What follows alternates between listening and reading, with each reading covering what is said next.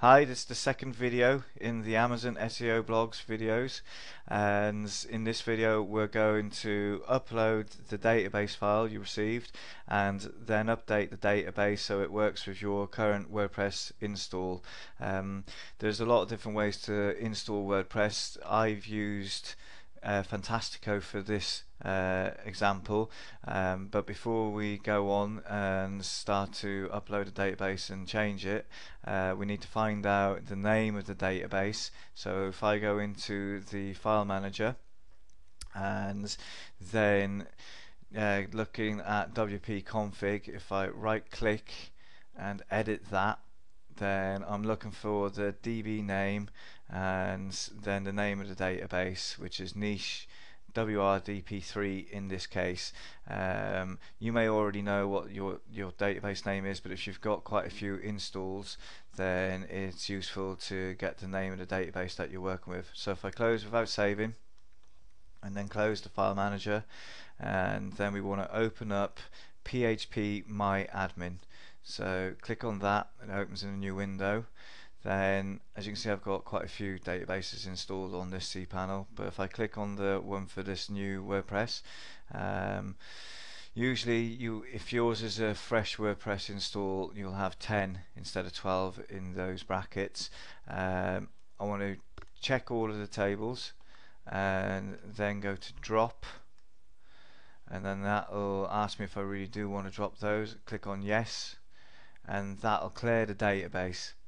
So if I click on it again on the left, and then I want to import and browse for my SQL file, so if I open that, click on go, that'll begin to upload that database file with everything you'll need for your Amazon SEO blog.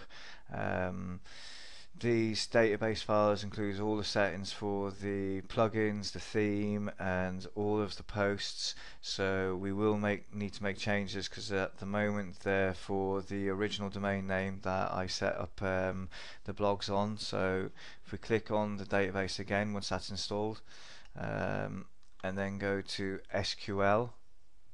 So now we're going to run some SQL queries to update the database with our domain. And if I go and open up the SQL replace file, and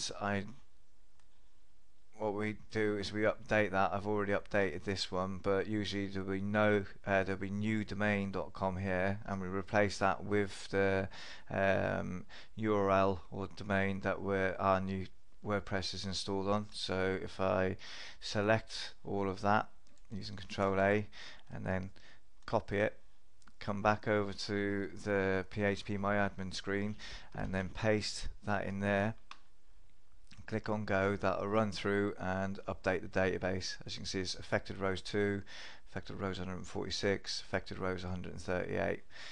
And to ensure that it works correctly with our domain name, we also need to change one other thing. So click on search, and in this field here type in upload and select all and go.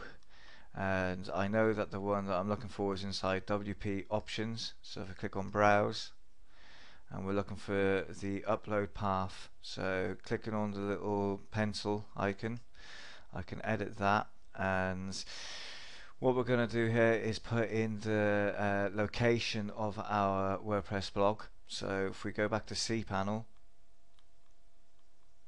you can see here there's the home directory which matches this. So yours will be different, home, your username, and I know that I've installed this into a directory called Blu-ray. So if I select that and delete it and then type in Blu-ray and click on go, then the WordPress blog database is completely updated.